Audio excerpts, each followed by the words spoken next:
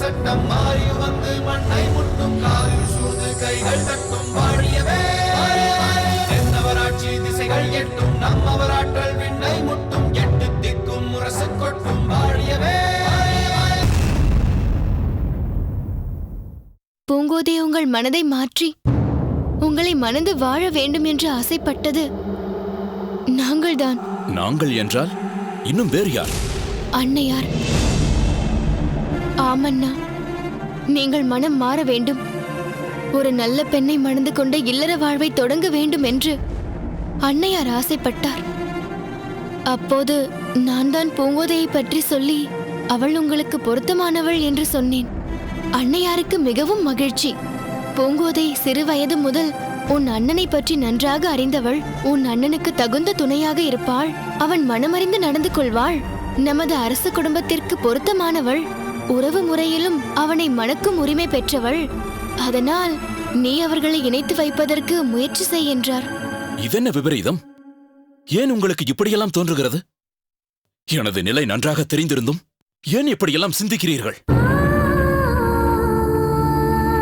என்னை பொறுத்தவரை இனி என் வாழ்க்கையில் எந்த பெண்ணிற்கும் இடமில்லை. மனோரஞ்சிதம் மனம் வீசிய இடத்தில் வேறு எந்த மலரின் வாசமும் இருக்க முடியாது. என்னை பொறுத்தவரை என் வாழ்க்கையில் எல்லாமே முடிந்துவிட்டது. எது அண்ணா முடிந்து விட்டது? எப்படி முடிந்துவிடும்? எவருடைய வாழ்க்கையிலும் எதுவும் முடிந்து விடுவதில்லை. என் கணவருக்கு தாமரை கிடைக்காததால் தன் வாழ்க்கை முடிந்துவிட்டது என்று நினைத்திருந்தால் என் வாழ்க்கை தொடங்கி இருக்குமா? நான் அவர் வாழ்க்கையில் புகுந்த பின் அவர் தன் மனதை மாற்றிக்கொள்ளவில்லையா? அதையும் இதையும் ஒப்பிட்டு பேசாதே மலர்கொடி. அந்த கதை முழுவதும் எனக்கு தெரியும். இளம்பழுதிதான் தாமரையை விரும்பினாரே தவிர தாமரை அவரை ஒருபோதும் விரும்பியதில்லை. தன்னை காதலிக்காத ஒரு பெண்ணிற்காக தன் வாழ்வை வீணாக்கிக் கொள்வதை விட தன்னை மனமாற நேசிக்கும் மனைவியை ஏற்றுக்கொள்வது மேல் என்று தீர்மானித்தார். அதன் மூலம் உன் வாழ்வு மலர்ந்தது பற்றி எனக்கும் மகிழ்ச்சிதான். ஆனால் என் விஷயம் அப்படியல்ல. நான் காதலித்தது மட்டுமல்ல, மனோரஞ்சிதமும் என்னை மனமாற காதலித்தாள். என் வாழ்வோடு தன் வாழ்வை இணைத்துக் கொண்டாள். இதை எப்படி இளம்பழுதியின் காதலோடு ஒப்பிட முடியும்? அப்படியே இருக்கட்டும். அவளாகவே தானாகவே உங்கள் வாழ்க்கையை விட்டு விலகி சென்று விட்டாளே. சென்றவள் எங்கே இருக்கிறாள் என்றும் தெரியவில்லை. அந்த மனோரஞ்சிதத்தையே நினைத்துக் கொண்டு எவ்வளவு காலம்தான் இப்படியே வாழ்வீர்கள்? எதற்கும் ஒரு விடிவு இருக்கிறது. இதன் கதை முடிந்து விட்டது என்று இடையில் நிறுத்தப்பட்ட மணி மண்டப பணியை மீண்டும் புதிதாக தொடங்க போகிறதே, அதே போல உங்கள் வாழ்வும் மீண்டும் தொடங்க வேண்டாமா? என்ன என்ன சொன்னாய் மலர்கொடி? அந்த மணிமண்டபத்தை புதிதாக தொடங்க போகிறார்களா? யார் யார் அதை செய்ய போவது? இதென்ன கேள்வி? யார் செய்ய முடியும்? நம் தந்தையார் சோழ சக்கரவர்த்தி தான் இப்படி செய்ய போகிறார். திடீரென்று தந்தையாருக்கு இந்த நேரத்தில் ஏன் இப்படி ஒரு எண்ணம் வந்தது? அது எனக்கு தெரியாது. ஆனால் அதை மீண்டும் உருவாக்குவதற்கு வேண்டிய ஏற்பாடுகள் நடந்து கொண்டிருக்கிறது. அந்த பணியை தொடர்ந்து நடத்தப் போவது யார்? வேறு யார்? அதே பழைய சிற்பி சித்திரசேனர் தான். அவருக்கு ஆள் அனுப்பி அவரை இங்கு வர வைத்து விட்டார்கள். அந்த சித்திரசேனனாவது என் நிலையை புரிந்து கொண்டு நான் வருவதற்கில்லை என்று சொல்லியிருக்க வேண்டாமா? சோழ சக்கரவர்த்தியிடமிருந்து அழைப்பு வரும்போது அந்த நாட்டில் வாழும் ஒரு சிற்பியால் அதை மறுக்க முடியுமா? ஏன் இப்படி செய்கிறார்கள்? ஆறிக்கொண்டிருக்கும் காயத்தை கீறி பார்ப்பது போல அல்லவா செய்கிறார்கள்? அண்ணா, தங்களுக்கு தெரியாதா? அந்த மணிமண்டபம் தந்தையின் லட்சிய படைப்பு. காலத்தை வென்று நிற்கும் சிற்ப மண்டபமாக அந்த மணிமண்டபம் விளங்க வேண்டும் என்று ஆசைப்பட்டு செய்கிறார். இல்லை மலர்கொடி, யார் அந்த மணிமண்டபத்தின் சிற்பங்களில் எல்லாம் சிரித்தபடி நடன முத்திரை காண்பித்தாளோ அவளே இல்லாத போது அவற்றை உருவாக்குவது எப்படி பொருந்தும்? என் காதல் தோல்வியின் அடையாளமாக அந்த மணிமண்டபம் அப்படியேதான் இருக்க வேண்டும். அதை மீண்டும் உருவாக்கத் தொடங்கினால் என் உள்ளம் சிதைந்துவிடும். ஏனண்ணா இப்படியெல்லாம் பேசுகிறீர்கள்? அந்த மணிமண்டபம் உருவாவதற்கும் உங்கள் காதலுக்கும் என்ன தொடர்பு இருக்கிறது? அதை உனக்கு புரிய வைக்க முடியாது மலர்கொடி. நீ பாண்டிய நாட்டிற்கு சென்ற பிறகு நடந்த நிகழ்ச்சிகளை அறிய மாட்டாய். அதனால் எந்த சூழ்நிலையில் எதற்காக அந்த பணி நிறுத்தப்பட்டது என்பதெல்லாம் உனக்கு தெரியாது. ஆனால் மன்னருக்கு தெரியுமே. அதனால் நான் எந்த அளவிற்கு பாதிக்கப்படுவேன் என்பது அவருக்கு நன்றாக புரியுமே. எக்காரணத்தை கொண்டும் அந்த பணியை மீண்டும் தொடர நான் அனுமதிக்க மாட்டேன். அதை நிறுத்தியே தீருவேன். அந்த பணி தொடங்குவதற்கு முன்பே அதை தடுத்து விடுவேன். அண்ணா,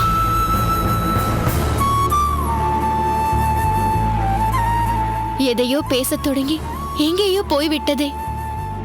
தமையன் சென்று தந்தையிடம் வாக்குவாதம் செய்யும் நிலையை நான் ஏற்படுத்தி விட்டேனே. எப்படியும் ஒரு நாள் அது அண்ணனுக்கு தெரியத்தானே போகிறது. அது என் மூலம் இன்றே தெரிந்துவிட்டது. அதனால் என்ன?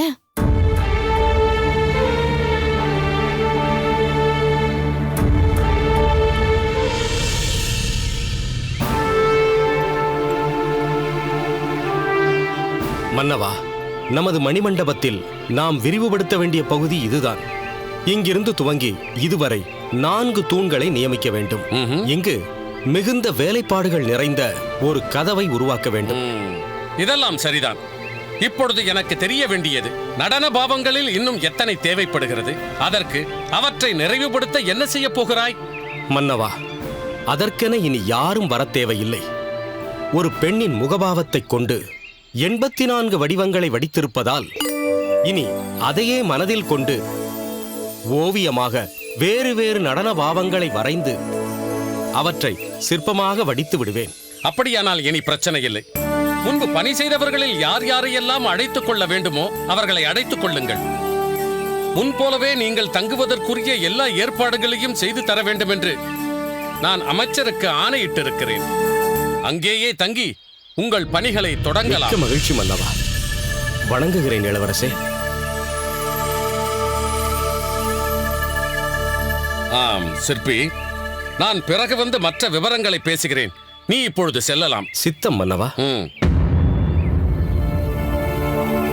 கிள்ளிவளவா, ஏன் இப்படி செய்தாய்? என்ன செய்தேன்? அறிமுகமானவர் உன்னை வணங்கினால் நீயும் அவருக்கு மரியாதை தர வேண்டாமா? அதிலும் இந்த சிற்பி உன்னதமான ஒரு கலைஞன் அல்லவா? அற்புதமான மணிமண்டபத்தை அமைப்பவன் அல்லவா? அமைத்துக் கொண்டிருந்தவன் என்று சொல்லுங்கள். இப்போது இவன் வந்தது அதற்காகத்தான் என்றால் அவன் எனக்கு ஆகாதவன். எனக்கு பிடிக்காத ஒருவனுக்கு நான் மரியாதை தர முடியாது. ஏன்?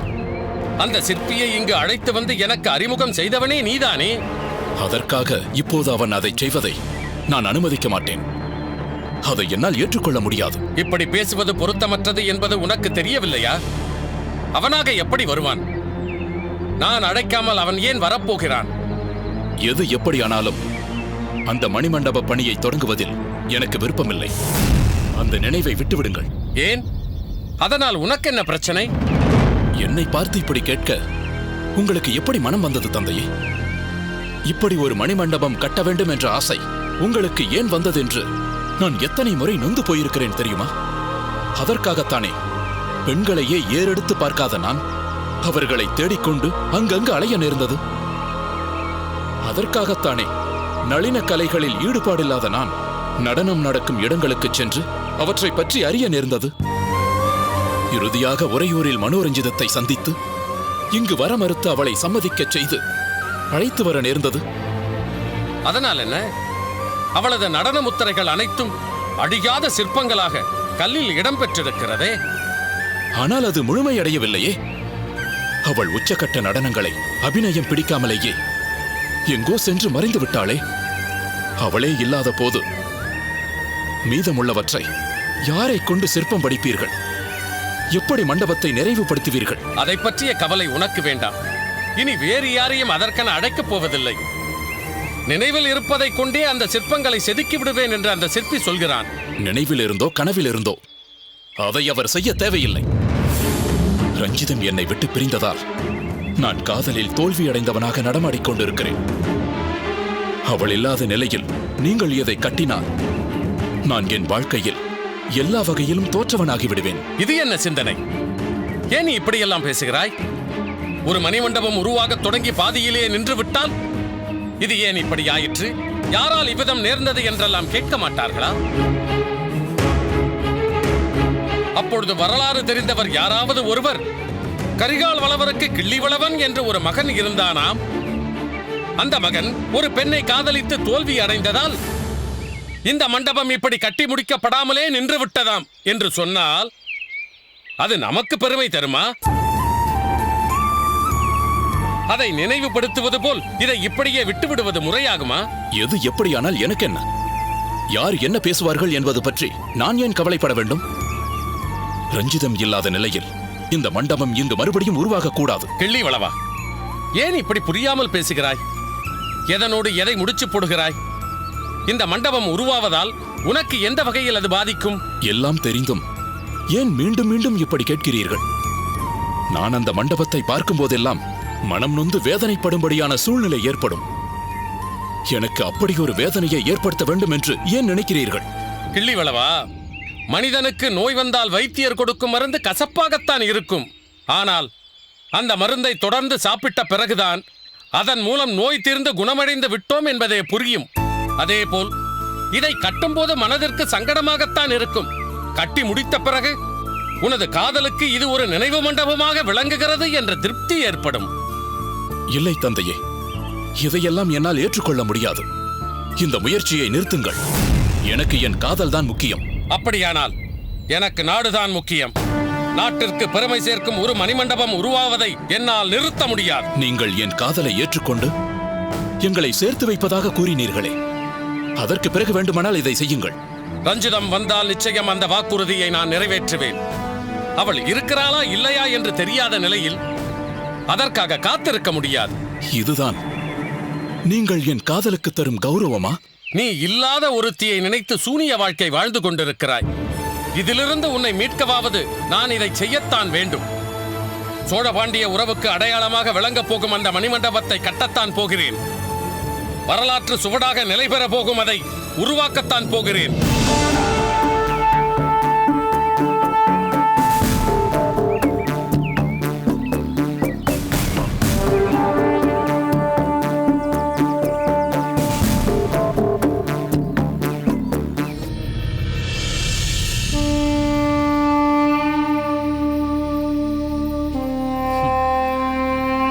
மாதுரி, மாதுரி, மாதுரி. எப்போது அந்த மாதுரி இந்த பாண்டிய நாட்டை விட்டு புறப்பட்டு சென்றாளோ அந்த கணத்திலிருந்து இதோ இந்த கணம் வரை நீ படிக்கும் அவள் புராணத்தை கேட்டு கேட்டு எனக்கே அழுத்து போய்விட்டது. சோழ நாட்டிலிருந்து நம் பாண்டிய நாட்டிற்கு வந்த அந்த மாதுரி சில நாட்கள் இங்கு தங்கியிருந்தாள். அவள் இங்கு தங்கியிருந்த நாட்களில் உன்னுடன் நட்பாக பழகினாள். நண்பா, திரும்பவும் உன்னிடம் சொல்கிறேன், அவள் நட்பாக என்னுடன் பழகவில்லை, காதலோடு பழகினாள். சரி, காதலோடு பழகினாள் என்றே வைத்துக் கொள்வோம். காதல் என்பது உனக்கு புதியதா என்ன? இதுவரை நீ எத்தனையோ பெண்களுடன் பழகியிருக்கின்றாய், எத்தனையோ பெண்களை காதலித்திருக்கின்றாய். ஆடையை மாற்றுவது போல் எளிதாக பழகிய எத்தனையோ பெண்களை நீ மாற்றியிருக்கிறாயே. இந்த மாதுரி விஷயத்தில் மட்டும் எதனால் இத்தனை வேதனைப்படுகிறாய் என்று எனக்கு தெரியவில்லை. என்னவோ பெண் என்று முதலில் இந்த மாதுரியைத்தான் நீ சந்தித்தது போலவும், மாதுரியுடனான காதல்தான் உனக்கு முதல் காதல் என்பது போலவும், பிரிவு என்றால் என்னவென்று இப்போதுதான் உனக்கு அறிமுகமாகி இருப்பது போலவும் வேதனைப்படுகின்றாயே, அது ஏன்? நண்பா, வானத்தில் 1000 நட்சத்திரங்கள் இருந்தாலும் நிலவு என்பது ஒன்றுதான். என் வாழ்க்கையில் எத்தனையோ காதல் வந்திருக்கலாம், ஆனால் நான் உண்மையாக காதலிப்பது என் மாதுரியைத்தான். அப்படி என்றால் கருங்குழலி மீது நீ வைத்திருப்பது எந்த வகையான காதல்? அது கருங்குழலியின் மீது நான் வைத்திருப்பது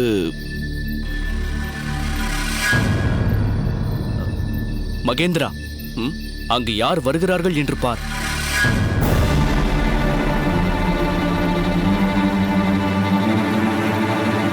வா கருங்குழலி, உட்கார். நான் உங்களிடம் சிறிது நேரம் தனியாக பேச வேண்டும்.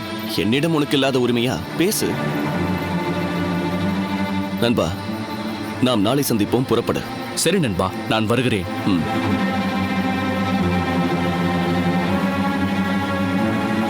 நீங்களும் உங்கள் தந்தையாரும் பெண்களை பற்றி என்னதான் நினைத்துக் கொண்டிருக்கிறீர்கள்?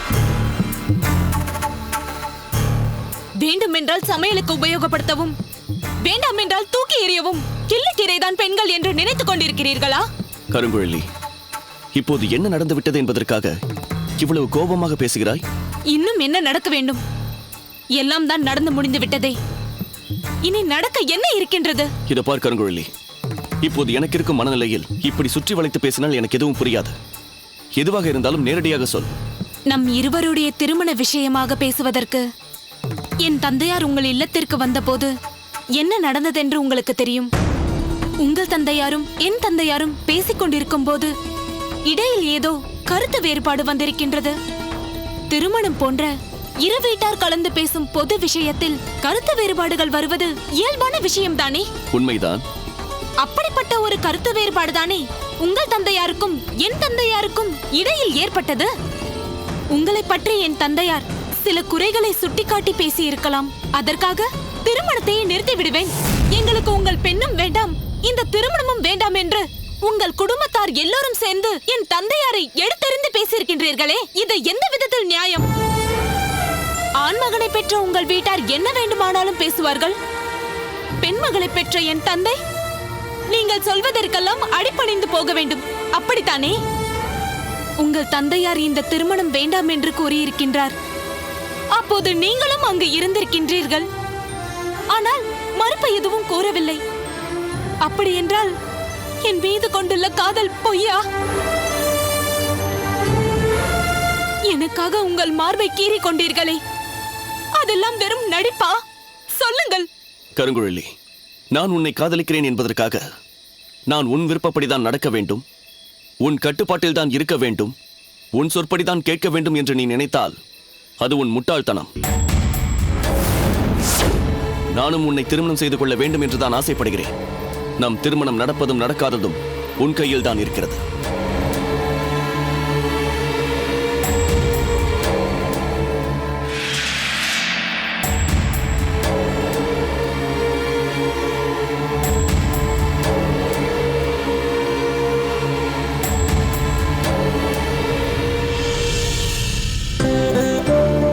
பிரபு, தங்களிடம் நான் கூறிய யோசனையை பிரதானியாரிடம் கூறிவிட்டீர்களா? அதை பற்றி பிரதானியார் என்ன கருத்து சொன்னார்? தேவி, நான் பிரதானியாரிடம் பொதுப்படையான விஷயங்களை தான் இதுவரை பேசிக் கொண்டிருந்தேன். அந்த திட்டத்தை பற்றி இன்னும் நான் அவரிடம் பேச்சையே எடுக்கவில்லை. ஏன் பிரபு? பிரதானியாரின் அபிப்பிராயத்தையும் நீங்கள் கேட்டிருக்கலாமே. நிச்சயம் அவரிடம் நான் அபிப்பிராயம் கேட்பேன். அது பற்றி பேசுவதற்கு இப்பொழுது குணாளனை வர சொல்லி இருக்கின்றேன். அவரும் வந்த பின்னர் அதை பற்றி பேச ஆரம்பிக்கலாமே என்றிருந்தேன். அவருக்காகத்தான் காத்திருக்கின்றேன். மன்னருக்கும் மகாராணியாருக்கும் என் பணிவான வணக்கம். வாருங்கள் குணாளரே. தாங்கள் வர சொன்னதாக எனக்கு தகவல் வந்தது. உடனே புறப்பட்டு வந்துவிட்டேன். சேரராணியார் என்னிடத்தில் ஒரு யோசனை கூறினார். இப்பொழுது சேர நாட்டில் நிலவிக் கொண்டிருக்கும் சூழ்நிலைக்கு அது மிகவும் நல்ல யோசனையாக எனக்கு பட்டது. அது பற்றி பேசத்தான் உங்களை நான் இங்கு வர சொன்னேன். சொல்லுங்கள் மன்னவா. பிரதானியாரே, நீங்களும் கேளுங்கள். உங்கள் இருவருக்குமே இப்பொழுது சேர நாட்டில் நிலவி வரும் சூழ்நிலைகள் தெரியும். சேர நாட்டில் இப்பொழுது பெண்களுக்கு பாதுகாப்பு இல்லை. அப்படி ஒரு சூழ்நிலை உருவாகி கொண்டிருக்கிறது. சமீபத்தில் கடல்வளம் காண சென்ற நம் இளவரசி பரிவாதினியுடன் சென்றிருந்த நம் குணாளர் அங்கே ஒரு பெண்ணை மூர்க்கனிடமிருந்து காப்பாற்றியது இங்கு நிலவி வரும் சூழ்நிலைக்கு ஒரு உதாரணம். அதற்கு முன் மலைவளம் காண சென்ற இளவரசி பரிவாதினியை மலைக்கள்ளர்கள் சூழ்ந்ததும் தக்க சமயத்தில் குணாளரின் மகள் அருந்ததி அங்கு வந்து இளவரசியை காப்பாற்றியதும் உங்கள் இருவருக்கும் தெரிந்த மற்றொரு உதாரணம். இந்த நிலையில் தேவி, நீ கூறிய யோசனையை நீயே இவர்களிடம் சொல். ஆகட்டும் பிரபு. மன்னர் என்னிடத்தில் இது பற்றி பேசிக் கொண்டிருந்த போது எனக்கு ஒரு யோசனை தோன்றியது. அன்று மலைவளம் காணச் சென்ற என் மகள் பரிவாதினியை மலை கள்ளர்களிடமிருந்து அருந்ததி காப்பாற்றியதற்கு என்ன காரணம்? அருந்ததிக்கு தற்காப்பு கலைகளில் பயிற்சி இருந்ததால்தான் அவளால் தன்னையும் காப்பாற்றிக் கொண்டு என் மகளையும் காப்பாற்ற முடிந்தது. அந்த தற்காப்பு கலையை என் மகளும் கற்றிருந்தால் தன்னை அவள் காப்பாற்றிக் கொண்டிருக்க முடியுமே. அப்படி நான் சிந்தித்த போதுதான் எனக்கு அந்த யோசனை வந்தது.